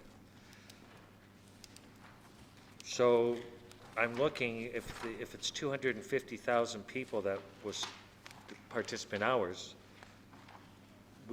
people weren't averaging 2 hours, because 2 times 152,000 participants would be 300,000. So if each participant stayed 2 hours, would that not reflect a target of participant hours of 300,000? I'm just using your stats here. Yeah. just so I understand. And you could be right, but some, let's say it's a difficult number, because if you're there, let's use Ribfest. Sometimes you're there for 2 hours, sometimes you're there for 8 hours. But we can do a count and figure out how many people are there. We have no idea really how long they're there for, which is one of the reasons that we're not crazy about that particular provincial KPI. It's a number that we need to provide, but I don't know how good a number it is. It's more important for us to say, how many people are we getting at our events, as opposed to how many people are we getting, and then multiply that by how long they stay. I totally agree. I totally agree. It's for us to evaluate. I mean, we're being asked to increase budgets and staff complements to handle the increase, but we have no way of knowing what that increase is apart from these hours. So if you were to say, oh, concerts in the park has been increasing, or like, it's valuable for us to look at an event and say, did it go up? Did we lose money? Just like we're talking about revenue neutral, how can we make it better? And then put a plan in for the next year. And each event is handled that way, so that at the end of the day, we're able to best move forward and get the value for our taxpayers. And it's good for us to understand, as well as the public to understand, what sort of measures those are. So I'm just trying to gather all this information in, because now I have a total of 24 hours before we come back.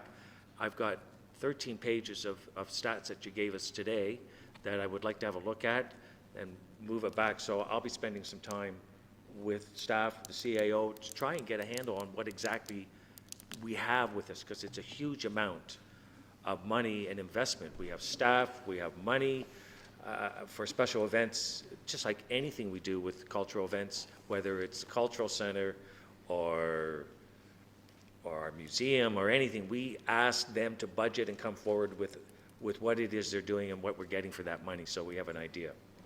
So that's where I'm sort of trying to gather in all the facts. I'm looking at tables, etc. So I'm looking at the information you gave us today, and I've only had a brief moment to look at it, but one thing that highlights is why advertisement isn't included in the expenses. It's separate. Is that correct? Mr. Mayor, could I ask through you? Through you, my understanding is that the request was for marketing and promotion, excuse me, of the events. That is handled through our communications division, not through the Parks and Recreation and Cultural Department. There's money allocated within the budget, the communications budget, in order to provide that service to us. I understand that there is some information provided this evening from our communications division, which identified what they did in order to help promote and market our events. Thank you. So I'm just looking, for example, on Ribfest, an ad for the Aurora is placed by your staff, a full-page ad, but it's run through communication and paid that way? Correct. They're not run through our staff. Our staff request to communications, would you please place an ad in the Aurora? So if we went to the Aurora, the order for that ad would be given by our communication department? Correct. Can you tell me on the advertisings, it says special events paid for printing and distribution of double-sized newspaper insertion. What does that mean? Point of order. That's the next item on the agenda. Could we finish Parks and Rec and then go on to the special events, which is clearly on the agenda? I'm sorry, Councillor? Councillor Abel is reading from a future agenda item. We're not there yet. I'm just saying, let's deal with the item before us. So we'll bring that back, if we can, Councillor, to the item when we discuss it. I'm a bit confused. I was given this agenda, so we received this that item additional item here, and I'm not allowed to ask any questions about it? You are when we get to it. Well, very good.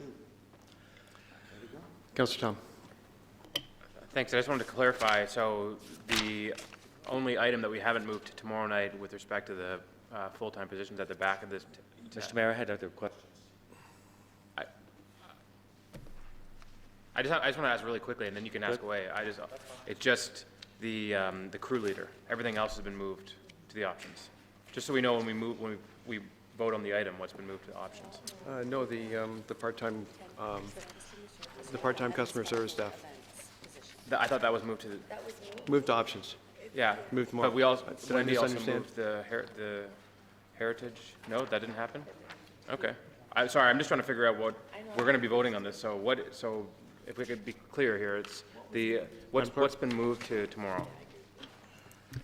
Through you, Mr. Mayor, there's been 2 amendments put forward that have carried, and that is to move the customer service representative position to the options tomorrow evening, and the special events position also be moved to the options for tomorrow's consideration. Great.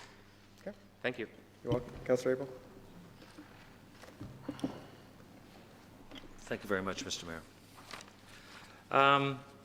So I was asking about special events, and I'm looking at 2 table items. One is on 616 and the other is on 617. I'll go to the one on 616 first. It says budget highlights. Personnel cost, I'm going to say 6 million because it doesn't say, but I understand everything's in hundreds of thousands. So 6,174.9 is our personnel cost. And when I look over on the page 617, I see the top line matches that exact figure. That's good. And then underneath is other costs. So when I look back on 616, it says other expenditures, 2,907,000. Do you mind telling me briefly what other expenditures are? Mr. Downey, please. To you, Mr. Mayor, all other expenditures are a total of $2,259,800. If you go to 617, Yes? that includes all the contract services for the Aurora Cultural Center, community programs, special events, grass cutting, shrub bed maintenance, arboriculture services, other, the operating materials and supplies, parks maintenance supplies, program materials, and other, parks operation utilities, including the water, the soccer bubble realty taxes, security, the purchasing of trees, the printing and advertising, the contributions to reserves, and then all other expenses are pardon? So Smaller than those, if and I go they add below- up to $2 million. So that's what's in all other, other expenses that you see on page 616. Councillor? All right, so in 216, the budget matches, but in 215 actuals, they don't. The other expenditures don't match. Wow. I'm sorry, what? Look on 616. Yeah. And it's moot, but it just doesn't match. But you did answer my question. I can see now where they do match. On the 16 budget adjusted, they match, but the other expenditures under 215 actuals don't. They're close, but they don't match. But at least I'm on the right track in understanding it. I think we have an explanation from the director. Mr. Mayor, if I could just help out, if you, Councillor, on 617, there's the total other costs about the middle of the page. That line, you need to also take into account further down the page, there's the revenue, development and other miscellaneous activities section, and there's a total expenses in there. There's a 680 and a 140. Do you see that line? In 2016 projected. 680? Yep, do you see the 680 there? I do. You take that 680 plus the 2227 from above, Yes? adds together to the 2907 Thank you very on much. page 16. Thank you very much. And same across. So we Great. need those 2 lines to match that one. Good.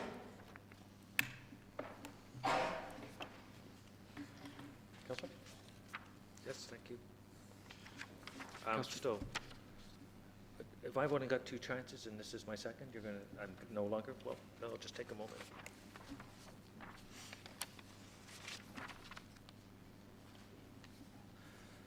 There's another table here, but this is also confusing for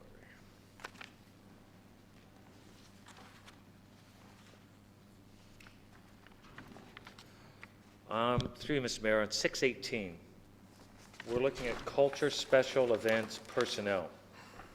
Third item down. We have a complement of 5.42.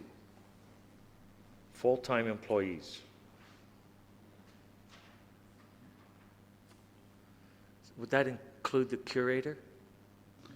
Yes, that's the curator and Shelley and her staff. She was only 2.5, so if I add one more to that, I'm at 3.5.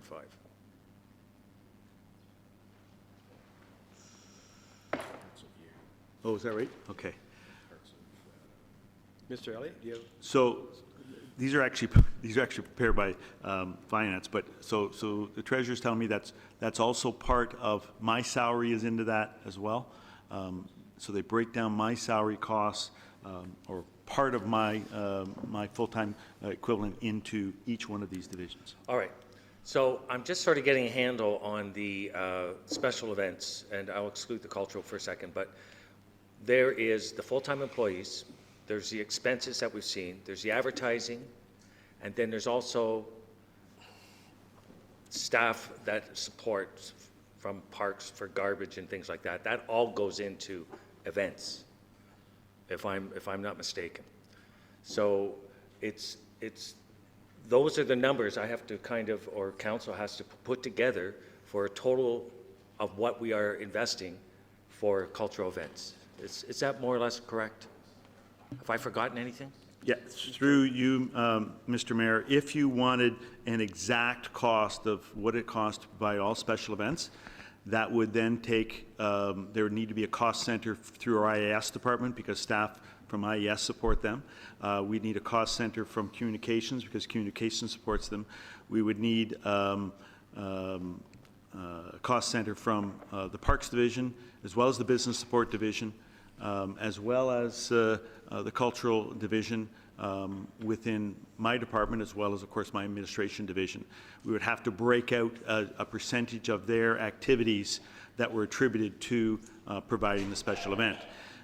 We then may also have to look at the costs associated with some of our support services, whether that but those are usually captured in contracts. So if we're bringing in off-duty police or those types of things, those are captured in contracts. So, so it's not entirely found within the Parks and Recreation Cultural Department.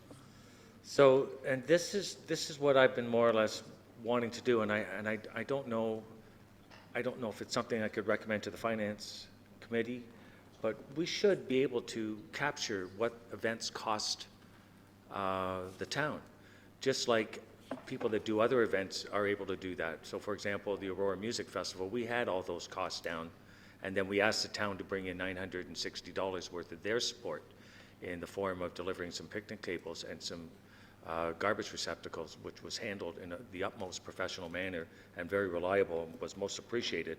But we can give you a figure what that cost, and then against the revenues. And I think it's valuable that, I don't know that we can attain it, but that's what I'm trying to do, so that when we do get asked to increase staff or budget revenues, we have all those factors in there.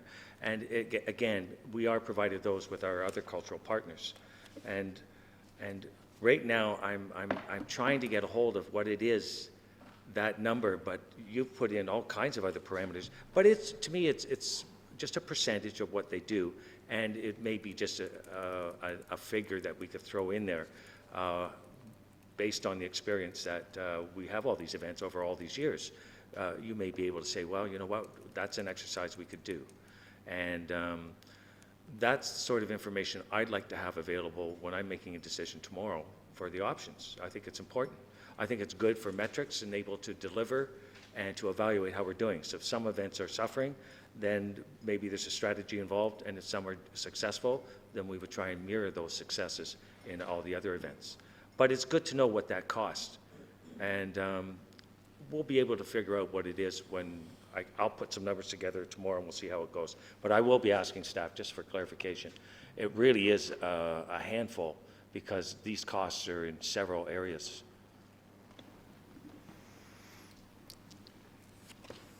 Any other speakers, please? Councillor Tom, I did have you down, but I think you were covered. Yep, okay. If there's no other, excuse me, if there's no other speakers on this particular item, I'll call the vote then. All in favor? Contrary? That is carried. Thank you.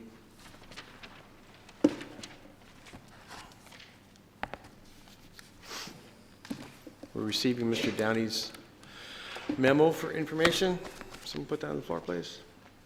Councillor Kim, Councillor Tom. Speakers to Mr. Downey's memo. Councillor Hill. Councillor Abel.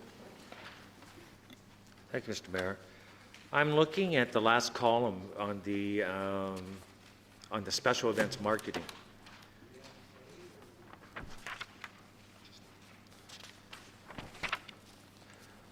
I'm looking at let's look at page 10 of 13. Special events paid for poster and postcard printing. Could you, through you, Mr. Mayor, could I get an idea what special events means? Pardon?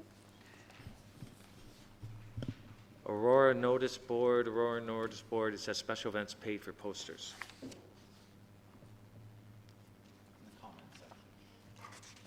It's a zero price. Mr. Downey?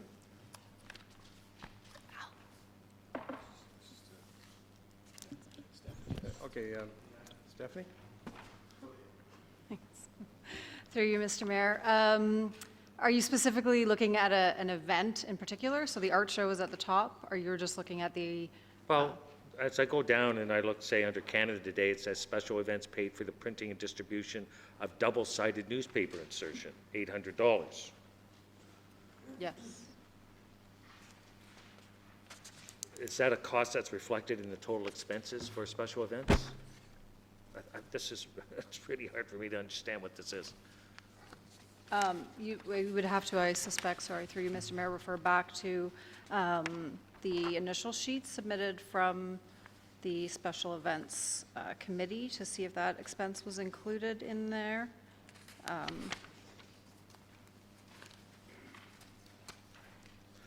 So under Aurora's Haunted Forest, it says special, and this I'm on page 13 of 13, special events paid for mobile sign.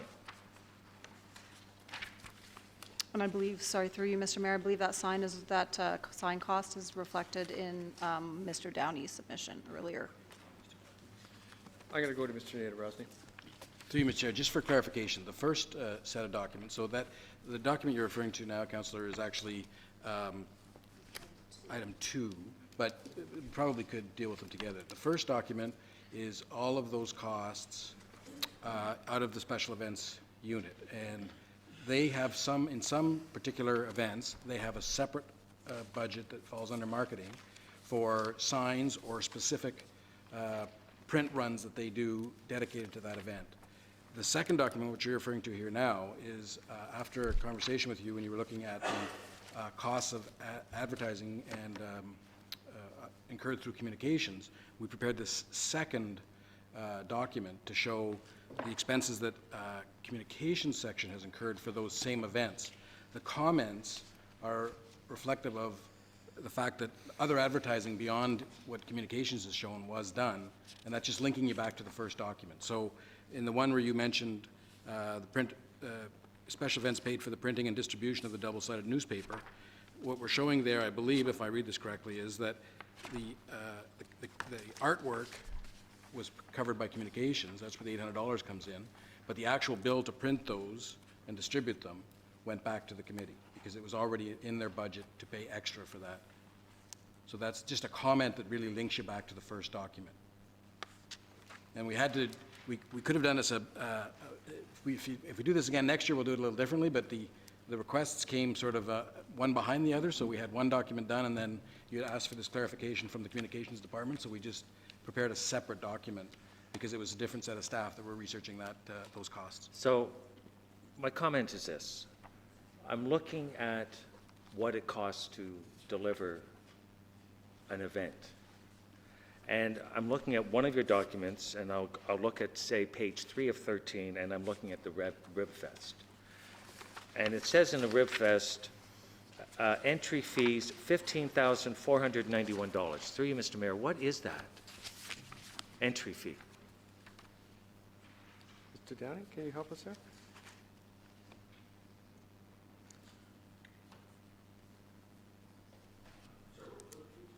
Page reference again, please.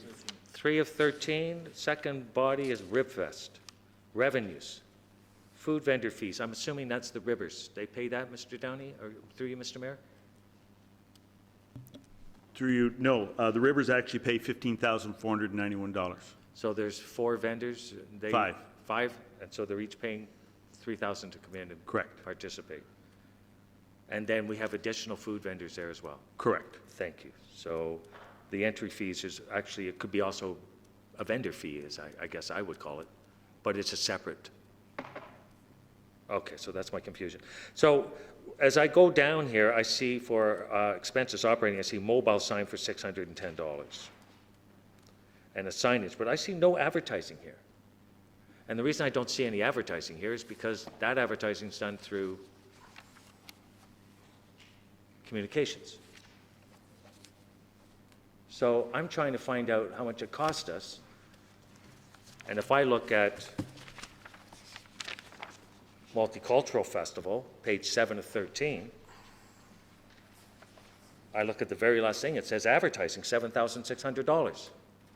So I'm just trying to get for council what it costs to put on an event, just so we have a number. And I know also that we have full-time staff, and as Mr. Downey had explained to us, there's also IES, there's Parks and Rec, there's communications, there's all that staff, including himself. And we can come up with sort of a number, this is what we spend. And that's all I'm trying to get. So now, if I want that advertising cost, I can add it in myself by going to this other page that we got, and I hope it's appropriate that I go back to the item 2B and start finding out what some of these other costs are. Why are some... All right. So rather than waste our time here doing this, I'll do it tomorrow to get some clarification. I'll bring it up tomorrow. I think I'm getting a handle of it, but my point is that's all I was asking for in the very beginning, was just to get an idea of the expenses and what it costs to put these events on. So that was, I apologize, Council, because 2A was on the floor, not 2B. Although we did discuss 2B, so at this point, we're just receiving both of those for information. If someone would, Madam Clerk, who moved 2A? Councillor Kim and Councillor Tom. Councillor Kim and Councillor Tom, are you okay adding 2B to your motion as well? We received both those? Thank you. Any further discussion on any of those 2 items, please? My only comment, I don't know if it's an amendment, but could we not put the advertising in the same, but we have no time. But it would be convenient. But if that's an exercise I can do tomorrow and present it, but it should come through staff for accuracy and for our department. If I put it forward, then you'll be at the mercy of my addition. Sure, Mr. CAO will summarize. Councillor, you want to speak to that? Okay, Councillor Humphries. Through Mr. Mayor, I kind of get what Councillor Abel's getting at, just like an end-to-end view of what each of the events cost between departments. Looks like most of the events handled in Parks and Rec and Culture, and then we have the advertising piece that our communications department helps with. So just a question, I know sometimes the communications department, I mean, a lot of that could be human resources, just tweeting and putting things on the web. But then there's page ads, I guess, out of our newspapers, and I believe we have pages dedicated that we prepay in advance, so maybe there isn't additional costs. In some cases, maybe there are. Can someone help me understand that? Because I understand the whole, like, this is good information. It costs us this much overall to run the Rib Fest, some of the revenues, but then advertising, and then, what kind of advertising? One of the big challenges we have is we do not do cost accounting here. Our accounting systems simply do not support cost accounting. And If Mr. Elliott gets his way, we'll get a new system with cost accounting. But I'm going to go to Stephanie. She's got some input. Through you, Mr. Mayor. Yeah, you're correct. So a lot of the costs associated with event advertising is included in larger contract negotiations for advertising with major publications. So in some cases, it's extremely difficult for us to actually say this is how much money we're spending on advertising something because we purchase advertising in bulk. So it's not necessarily specific when the contract, from my understanding, again, these were done before my time, but they're not necessarily specific to specific individual events at the time the contracts are negotiated. Again, we get a lower rate generally on advertising for specific, because we're purchasing large amounts of advertising. So it is difficult in that sense to kind of quantify this is how much. Again, we also have, the notice board as an example. So we include advertising for special events in the notice board. We included that in here as a cost neutral expense. To be fair, it does cost us time on the staffing side, in terms of, designing it, putting it together, working with the publishers. So it is, again, some of these things are very difficult to quantify in that respect because, how much staff time is going for tweeting at a special event or answering inquiries on Facebook or whatever. I mean, those are things that are kind of fairly intangible and are, generally speaking, part of larger tasks and job descriptions. Councillor? Thank you, Mr. Mayor. And yeah, absolutely. So it makes sense. I mean, I think Parks and Rec are good at putting on the event and negotiating the contracts to get those events going, lining up staff and the talent and the food vendors, and they're good at that. That's their forte. And then advertising gets thrown to communications because they're great at that, and so they outsource that advertising. So I get it. It's what we do, but very difficult to quantify for sure. But I do know that is much communication and advertising to me is absolutely valuable, and there's no waste in that. So I'm not overly concerned. I think we have a competent department in both ends. I know that you'll do a good job doing that. And so as far as the advertising goes, I think we're good. And ready to put these on. I think it's great to have this information. And I think doing a good job. Thanks. Mr. Downey? Excuse me, just a couple of things. The town doesn't do cross-departmental charges at this point, so it's not only the work that's done, but the staff hours that are associated with that those cost centers aren't charged to us. So if Stephanie's working on a project and she works 16 hours on it, she doesn't charge us 16 hours. In the same way, the Parks Department, after an event's over and you come back the next day and you're cleaning up after the event, that's just part of the park's operation costs. We don't charge that cleanup to that particular event. Or the roads department doesn't charge us specifically for setting up and taking down road barriers. So those are costs that are not captured within interdepartmental budgets.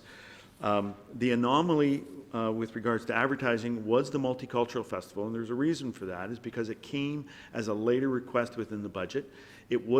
Those monies for marketing and promotion of that event were not identified in the communication division, so we made sure that was added to that particular budget line. And we knew that it being an inaugural event, we wanted to up the amount of money associated with that, which is why we had more postcards and door knockers and those types of things promoting that event more than we would normally. So we put a cost into that particular event that you don't see in all the other events because those are normally marketed and promoted through our communications division. But we felt it was appropriate to put additional funds in there that were not going to go against communications budget. So that's another layer of complication, trying to actually capture exactly what it costs to run Sand Under the Stars, because there are costs associated with that are simply not captured. Councillor? That's fine. That's great. Thank you. Okay, Councillor Maracus has been frantically waving his hand over there. I didn't know Councillor Gardner and Councillor Thompson. Thank you, Mr. Chair. I mean, I always think there's value in getting information, and I think it's great to look through everything and get that information. I'm just curious. Maybe the Councillor Abel can maybe let us know. Are we just looking to get information, or is this going somewhere? Because I'm just curious, like, if it's just information, I think that's great, and I think we can get that and we can look at it, but if this is going somewhere, maybe he can let us in on where this is going. I don't mind answering that. Well, thank you very much for asking.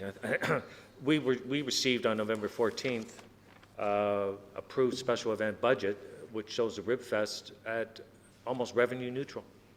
61,000 in expenses and 60,000 in revenues. To me, that says we're just about even. But now, as we're going in, I've got one table that says it cost us, well, wait a minute, I got to look at this thing in.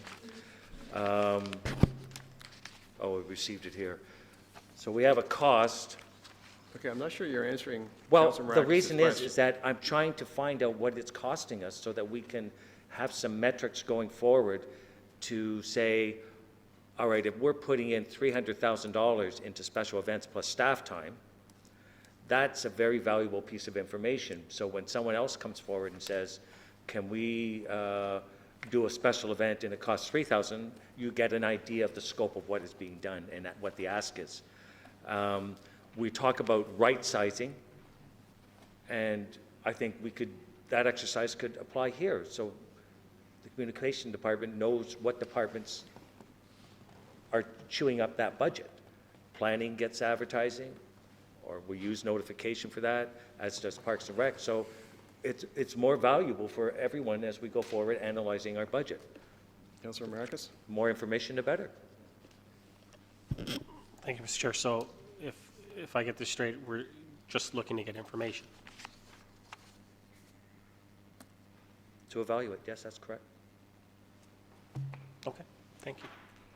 Councilor Abel, could you turn your mic off, please? Thank you. Councilor Gardner, Councilor Thompson. Thank you. Through you to Mr. Downey. Mr. Downey, under the Canada Day Parade, there's expenses, but there's no revenue. Do we get money from the floats? Mr. Downey? No, it's the one parade we collect no revenue from. It's all expense. It's a parade we buy. And is that done by all the other, through you, Mr. Mayor, to all the other municipalities? Not too many municipalities run Canada Day parades anymore, but we used to charge for entry into the Canada Day parade, and once we started charging, we had difficulty getting anyone. So we are happy to have them in the parade, and then we supplement that with bands or whatever other floats we need. Thank you, Mr. Downey. With respect to concerts in the park, under revenues, we have sponsorship. Do we charge the food providers?